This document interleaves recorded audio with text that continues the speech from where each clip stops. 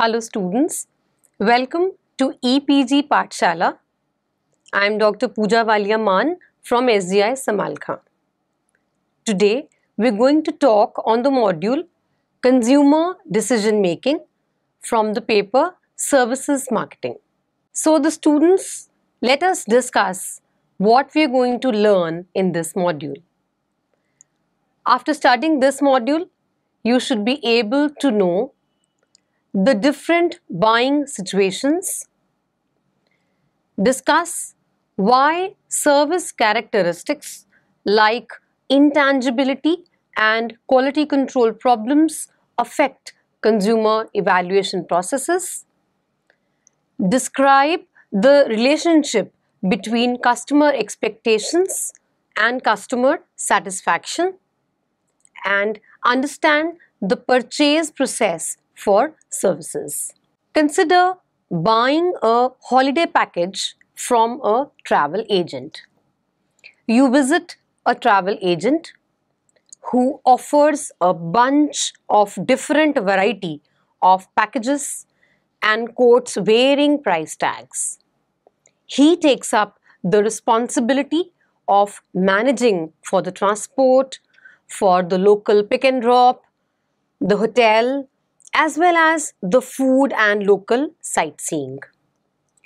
One consideration for the consumers would be to get the cheapest possible price for all the services put together. But another would be to get an expected level for the service within the same price tag. That is, to get the value for money. In between getting the trip offer and making the payment for the trip, the consumer has many factors which affect his decision making. These factors could range from his personal experiences to the ones shared by his family or friends, and even these days the feedback that one gets from the social media. Added to this is the marketing stimuli, which means the promotional tools which give inputs to the consumer's thought process, and the other stimuli, which means the uncontrollable information which a consumer receives from various sources. Thus, a consumer needs to make a choice of the brand of service to be purchased, the timing of its purchase, and the price at which it should be purchased within so much of information that comes his way. This complex process of making a purchase decision is known as consumer decision making. There are various buying situations faced by the consumer. For designing a customized service, the service providers not only need to know what customers want, but also need to know the nature of their actual experiences and also the service buying process. This will help a marketer to better understand the consumer expectations, especially in the high contact services. High contact services are those where there is a direct interaction between the consumer and the service provider. Deciding to buy a product is often a complex purchase process which requires lots of time and efforts. Consumer purchase process refers to the stages a consumer go through in choosing, consuming, and evaluating the services. Customers find themselves in different situations from purchase to purchase and service transaction to service transaction. For example, two trips to the retail bank for two different purposes. For example, the first to deposit a check in his saving account and the second for a home loan. Both may not have the same purchase decisions. Let us look at the 3 buying situations as elaborated by Howard and Seth. The first is the straight rebuy or routinized response behavior. In this buying situation, the customer comes for repurchasing the same service product, like a bank draft. Customers are less involved in this purchase process because services purchased are of frequent or daily use. The second buying situation is called as a modified rebuy or a limited problem solving. In this situation, the customer does not meet one or more of the differentiation criteria. In other words, services purchased are almost similar to previous purchase. He or she may be aware of the category or brand but not the new version or form. The third buying situation is the extensive problem solving or critical problem solving or a new task. This situation arises when customer is in this buying situation when the offer is totally unfamiliar and he is not clear either about his decision criteria or his evaluation criteria. This is because of his lack of knowledge of the service offer. This happens for most service offers like vacation, package tours, flights, insurance, as well as major consultancy contracts. But students, how customers evaluate various service performances? Let us come to this discussion now. Service performances, which contains few tangible clues, can be difficult for consumers to evaluate. As a result, there is a greater risk of making a purchase that proves to be disappointing. If a customer buys a physical good that proves disappointed, the product can usually be reverted or supplanted, although this work may demand extra effort on the customer's side. These options are not as readily available with services, although some services can be repeated. For example, a cleaning service can be clean an office if a customer complains about the quality of the job. A bad haircut must be grown again, and the consequences of a faulty surgical operation or a poorly done tattoo may last a lifetime. The next is a quantum of service attribute. One of the basic differences between goods and services is that services are difficult for customers to evaluate. Service attributes could be divided into search, experience, and credence properties, and they provide a useful framework for understanding how consumers evaluate different types of service market offerings. All services can be placed on a continuous basis ranging from easy to evaluate to difficult to evaluate, depending on whether they are high in search attributes, experience attributes, or credence attributes. Let's discuss all of them one by one. The first is the search attributes. Physical goods tend to emphasize those attributes that allow customers to evaluate a product before purchasing it. Features like style, color, texture, taste, and sound allow prospective consumers to try out, test, or test drive the product prior to purchase.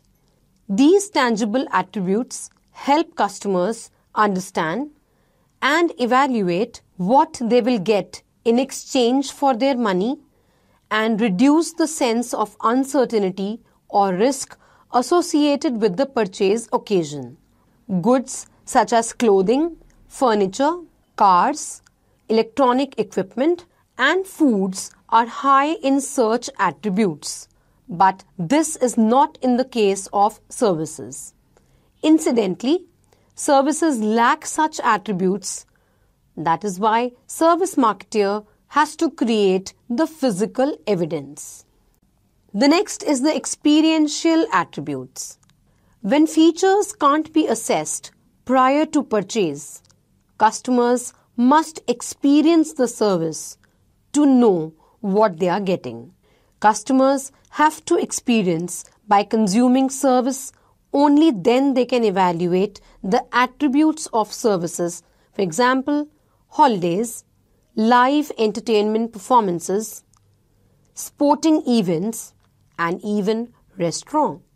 Although people can examine the brochures, scroll through the websites describing the holiday destination, view the travel films, or read the reviews by travel experts, they can't really evaluate or feel them until they actually experience these activities. Nor can the customers rely on information from friends, family, or other personal sources when evaluating these and similar services, because different people may interpret or respond to the same stimuli in different ways. The last are the credence attributes. Those service characteristics that customers find impossible to evaluate even after purchase and consumption are known as credence attributes. Customer is forced to trust those benefits that have been delivered even though it may be hard to document them. For example, in medical services, patients can't usually evaluate how well their dentist have performed a complex dental procedure. Now let's see how perceived quality relates to satisfaction. The term quality and satisfaction are sometimes used interchangeably. But some researchers believe that perceived service quality is just one component of a customer satisfaction, which reflects price or quality trade-offs. Satisfaction can be defined as an attitude like judgment following a purchase act or a series of consumer product interactions. Most studies are based on the theory that the approval or disapproval of pre-standards is the essential determinant of satisfaction. This reflects that customers have certain service standards in mind prior to consumption, that is their expectations. They observe service performance and compare it to their standards, and then form satisfaction based upon this comparison. But the question arises, why is satisfaction important to the service managers? There is evidence of strategic links between the level of customer satisfaction and a firm's overall performance. Some marketers claim that the phrase "your satisfaction is guaranteed or your money back" has become a standard promise for so many businesses. However, customer satisfaction is not an end. Rather, it's a mean to achieving the key business goals. Firstly, satisfaction is inseparably linked to customer loyalty and relationship commitment. Secondly, highly satisfied customers spread positive word of mouth. They are like walking and talking advertisements for any service organization whose service has pleased them. And this could minimize the cost of attracting new customers. Thirdly, Highly satisfied customers may be more kind. Someone who has enjoyed good service delivery in the past is more likely to believe that a service failure is a deviation from the norm. It may take more than one unsatisfactory incident for strongly loyal customers to change their perceptions and consider switching to an alternative supplier of services. In this respect, high levels of customer satisfaction act like an insurance policy against the impact of a single failure. Finally, delighted customers are less vulnerable to competitive offerings than the customers who are simply satisfied or are unhappy with their current service provider. Customers can also contribute to quality, satisfaction, and value in the service delivery. Often, a customer may not be actively interested to increase the productivity of the services of the seller, but they are very much concerned about satisfaction of their own needs, which in process may be a learning for the service organization. This situation can be best described by taking the examples of the medical, educational, or legal services. A customer may not be bothered about the overall physical evidence of the hospital or dispensary if he is getting relieved of his illness. However, in the process of satisfying his own needs of hygiene, he may contribute in the improvement of the overall cleanliness of the hospital. Predominantly, it is believed that the success of a consumer buying process, thereby resulting in the success of the service organization, largely depends upon the service employees.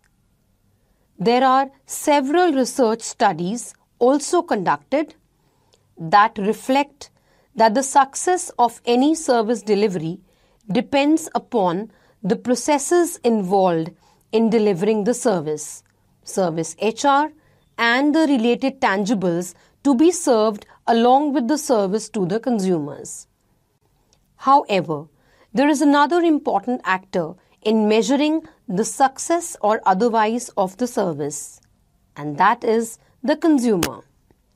In many services, it is observed that the consumers play a vital role in creating the desired level of service outcome, eventually enhancing or sacrificing their satisfaction level or the value for money perceived to be received.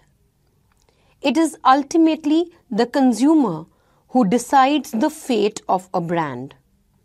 A brand perceived as successful by the consumer has the power to charge a premium over its competitors in the cutthroat competition.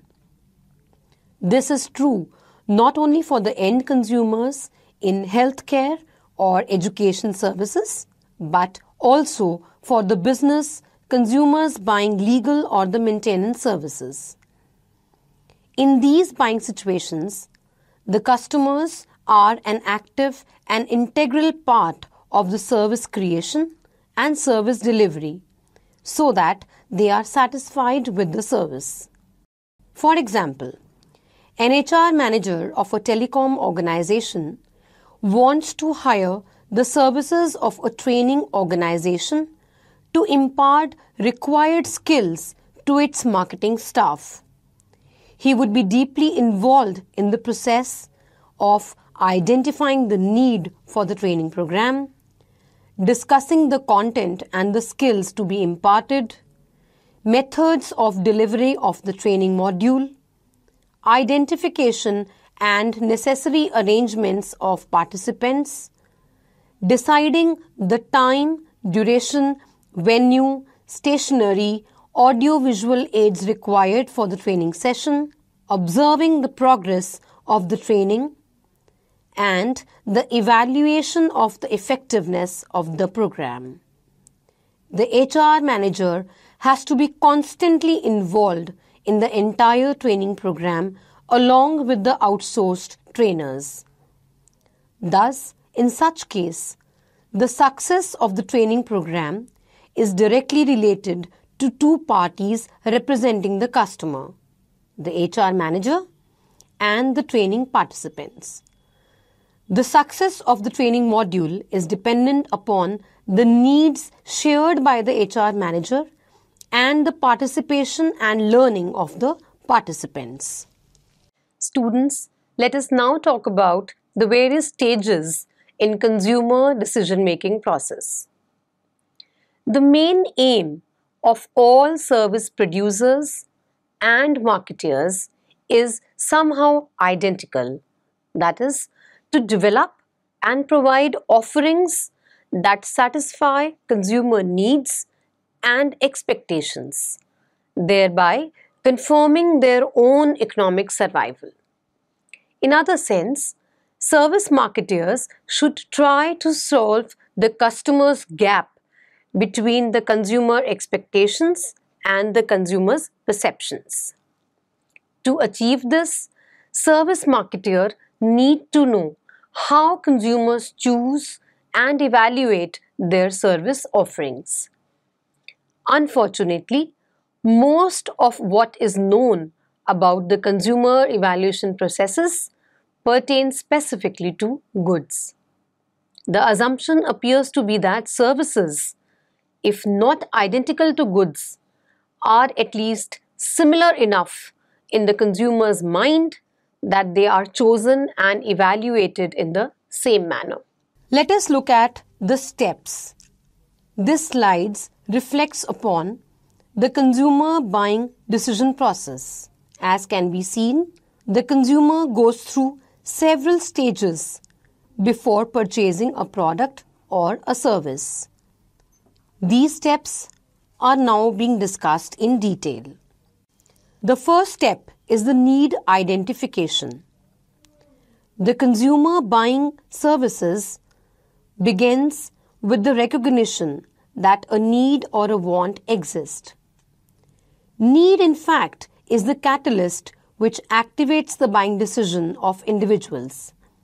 Whenever the individual feels the deficiency of something, he is motivated to take an action to fulfill his need. The concept of a consumer having multiple needs has already been covered at the elementary level of management. We've already discussed about the Maslow's need hierarchy theory. An individual who buys the cold drink or a bottle of mineral water identifies his or her need as thirst. However, in such cases, steps such as information search and evaluation of alternatives are generally missing. These two steps are important when an individual purchases expensive services. The second step is the information gathering or information search. After identifying his need for a particular service, the consumer tries to gather information related to the service. Seeking information may be an extensive, formalized process if the service is important to the consumer or it means a major investment. In other cases, the information search may be quick and relatively automatic. An individual can acquire the information through any of the sources, like the personal sources, the commercial sources, the public sources like newspaper, radio and magazines, or the experiential sources reflecting the individual's own experience or prior handling of a particular service. The third step reflects the evaluation of alternatives. After the information search, the next step is to identify the potential suppliers and then analyze the benefits and risks of each option before making a final service decision. This element of perceived risk is especially relevant for services that are high in experience or credence attributes and thus difficult to evaluate prior of purchasing and consuming. Seeking information from various personal sources could mean relying on a firm with a good reputation, looking for guarantees and warranties, visiting service facilities, or trying aspects of the service before purchasing, asking knowledgeable employees about competing services, examining tangible cues or other physical evidence, and using the web to compare the service offerings. Step 4. Purchase of services. After going through all the above stages, customer finally purchases the product. With the overall evaluation as a decision-making criteria, the customer takes either of the two decisions, to buy or not to buy. The decision to buy would include the offer, the most preferred brand, method of purchase, and payments. Step 5. Post-purchase evaluation. The purchase of the product is followed by post-purchase evaluation. Post-purchase evaluation refers to a customer's analysis whether the product was useful to him or not, whether the product fulfilled his need or not. Customer has two types of reactions, pleasure and pain. He is literally pained at the poor service delivery. If the service delivery is as expected by the customer, then the customer is satisfied. The service marketer should concentrate all his attention on customer delight to retain the customer. So students, let us summarize what we have learned in this module. Successful service firms are well informed about their customers and are selective about the prospects that they target. Gaining a better understanding of how customers evaluate, select, or use services should lie at the heart of marketing strategies in services. It also has implications for choice of service processes, presentation of the physical evidence, and the use of marketing communications. Several of the distinctive characteristics of services, especially the intangibility and quality control problems, result in customer evaluation procedures that differ from those involved in evaluating the physical goods. Because the consumer evaluation and purchase processes for many services are complex, the service managers therefore need to understand how customers view the service offering and to explore the factors that determine the customer expectations and satisfaction. To understand the service usage, it is helpful to employ flowcharting, which provides a visual picture of the service delivery process from the customer's perspective. Thank you.